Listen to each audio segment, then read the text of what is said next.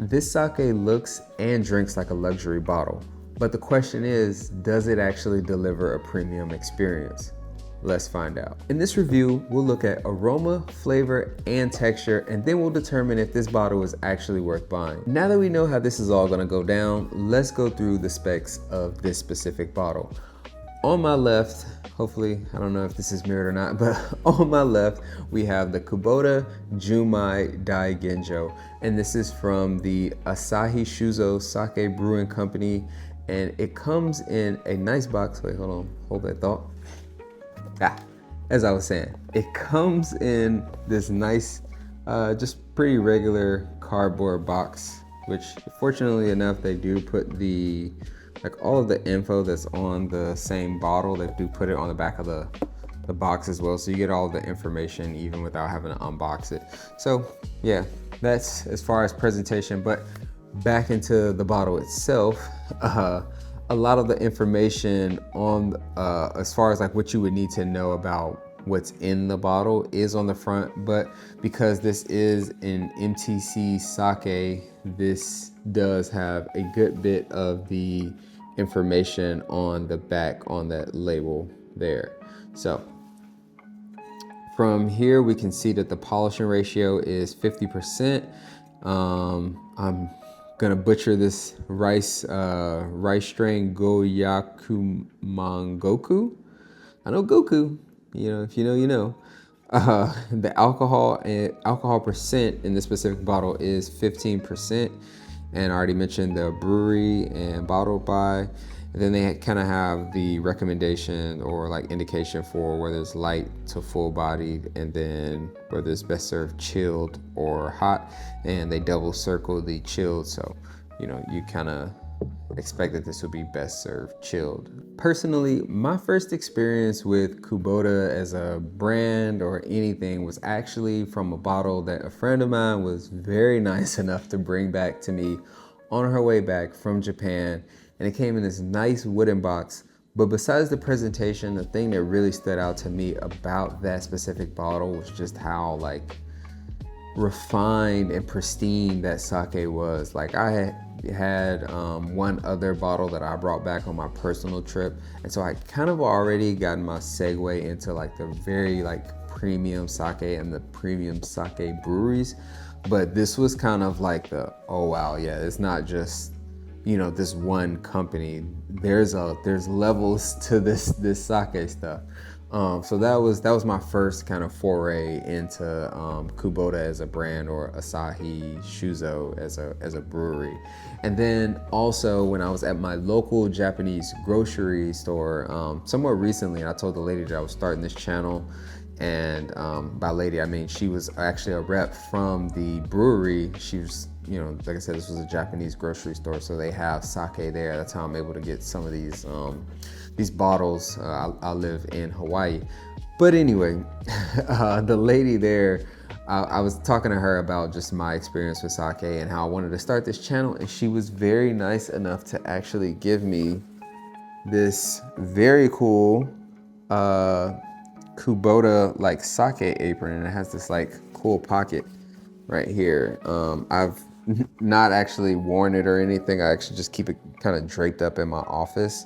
I wish I was able to like showcase it a bit more. Maybe I'll just kind of leave it here for this specific video. I think that looks pretty good. Yeah, I'll do that. And this is the inaugural bottle review, so I think that works.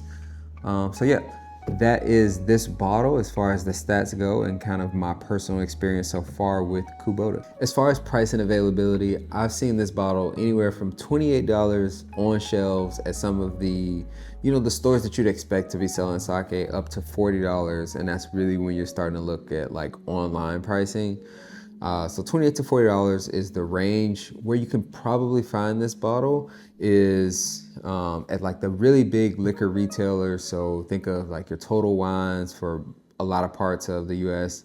In a place like Chicago, where I'm from originally, we have Benny's, which is a very big liquor retailer. So places like that at that level will probably have a bottle like this. Or if you have some of those dedicated like Asian markets, like H Mart, I know is a pretty big one, and I've seen this in an H Mart, a little bit higher from that $28, I'll be honest. Or if you have a dedicated like Japanese market, like we have here in Hawaii, which is kind of how I'm able to get a lot of these bottles that aren't necessarily the most common. Hawaii just has a lot of sake available, so I'm taking advantage of it while I'm here. I'd also like to note that this specific bottle would have made my top 5 bottles under $30 if it was just a bit more available. To really get the most out of this specific bottle, it's really recommended to drink from something like a wine glass, so that you do get those aromas, you know, kind of funneled up to your nose. You're not like warming it up too fast with your hands through that like direct contact. So chilled in a white wine glass or something that's, you know, gonna help funnel those aromas towards your nose. You can use a Glencairn if you want. I know that's not really, that's more whiskey, but it basically does the same thing. Just don't, you know, as long as it has like that kind of like stubby stem thing, so your hand isn't making direct contact with the glass, you're not gonna be warming up the sake too fast. If we were to place this sake on the flavor map, if you will, it would be on the drier and lighter side, not super light, since it's only polished up to 50%. So this isn't something that's super like, you know, I don't want to say thin, but it does have a little bit of body, but not, you know, obviously it's not just like a Junmai or even a Ginjo. It is polished to 50%. So yeah, about that dry and light as far as like where it would sit on the flavor map. All right, well, now that we got all of that out of the way, it's time for the best part of these kinds of videos, and that's to actually do some tasting. So fortunately, I have my wine glass here, and we are gonna get this poured, nosed, tasted, and reviewed. I call this a Western pour. I know you're probably supposed to come off. There we go. It's probably on the higher side as far as how much I poured, but that's okay. It's just us. All right. Yeah, it's so on the nose, I'm getting some of that. I think I'm getting some of that like rice grain. It's definitely on, like you can tell it's gonna be on the drier side. Like it's not like that fruit cocktail kind of situation. But you do still get some of the fruit. Some of like the crisper, if you will, fruit. Like I would say more closer to like melon than something super, you know, juicy, if you will, like a green apple or so. That's just me. Yeah, it's got a good nose. I think I could keep trying to pull like individual notes out, but yeah, I think that's about what I'm getting from it. Like definitely not super aromatic, like not that kind of like juicy fruit kind of nose that I get from a lot of Daiginjos, but like I said, you definitely still get some of that fruit, but then you also get what I feel is like that kind of like that grain. All right, but that's enough smelling. Let's get this on the palate. Kanpai.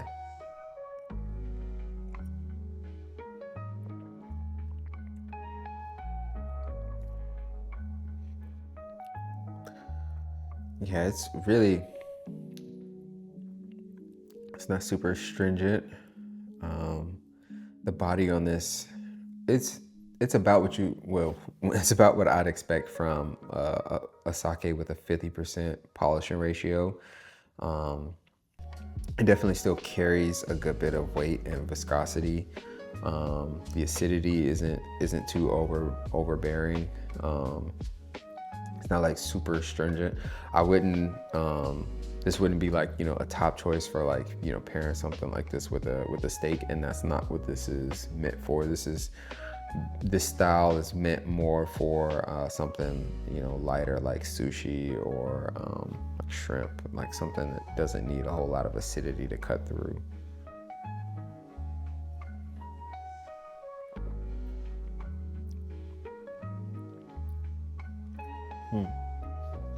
As far as actual notes, I get like as far as the fruit, I do get a little apple. I would say closer to like red apple more so than like green apple. I don't get like that almost like a little pungent kind of that you get from a green apple. I get more of just like the tartness and more so with the green apple, but I just get more of like the apple, that red apple, than a green apple, and maybe like a slight bit of a melon as well. But you know, this is just a little extra credit sip right here.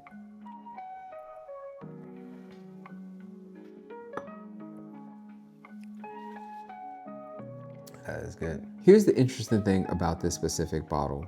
Today, this is more of one of the, let's say, budget-friendly offerings from the Kubota brand, but originally this was only a seasonal offering, and when it came out, it was so well received, so well loved by, you know, the people, that Kubota Asahi Shuzo decided to make this a year-round offering and fully integrate it into the Kubota lineup, and it's become one of the staples and honestly one of my favorite budget go-to sakes that I have. This style is known as tanrei-karakuchi, which represents a light, clean, crisp like profile and dry finish.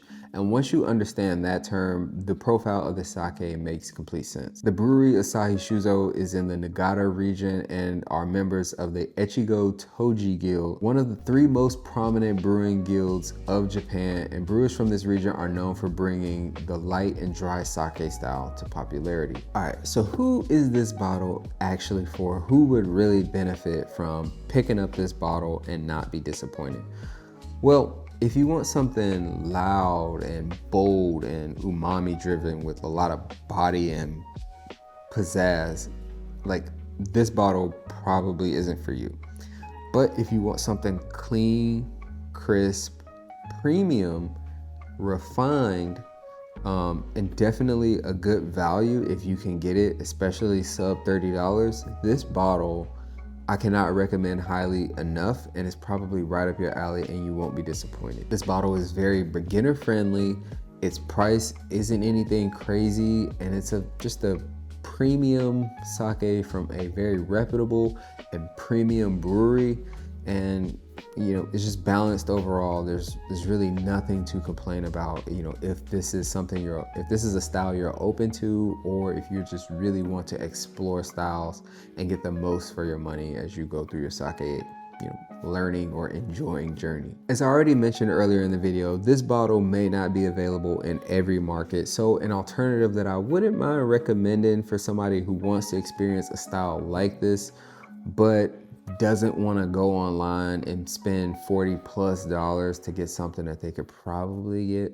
or should be able to get for less than 30, I'd recommend the Muramura Canyon Sake, and that is produced by Sake One out of Forest Grove, Oregon, and it delivers a similar style. I wouldn't say is the same, but it is a similar style. It's very affordable, and more importantly, it's a bit more available in most markets, especially if you have just a decent sized you know, liquor store in your area. You'll probably be able to find this bottle. I am curious though, when you think of premium sake, do you think of something big, bold, and expressive, or do you think of something, you know, a little bit more elegant, refined, and, you know, pristine? I'm curious how you approach, you know, trying to go for some of these more, let's say, premium sakes overall. So let me know in the comments below, you know, just kind of how you approach going for a premium sake. All right, so here's my final verdict. If you are a beginner in sake, like period, I can't recommend this bottle enough. It's a great place to try to see what sake styles you really enjoy. Again, for the money, especially if you're getting it underneath that $30 value, you can't go wrong with at least giving this bottle a try.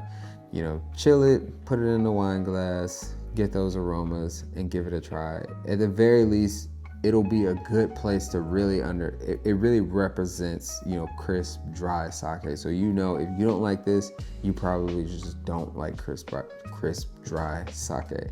But if you already enjoy some of those like richer Junmai styles that have a lot more body, or just something that's a little bit more expressive and not as like kind of compact and like refined as a Kubota Junmai Daiginjo like this one may not be for you. A big reason I make these reviews is because I want people in the United States to recognize how much incredible sake is out there, not just in the major cities, but everywhere. And in the next video, I'm gonna explore some of the most important yet understandably confusing concepts in sake, but I'm gonna use whiskey to make it all simple. And by the end, you'll understand a lot more about sake as usual. So if that sounds good to you and you want to keep exploring the world of sake with your boy, subscribe to the channel and we'll keep sipping, we'll keep learning. But until the next one,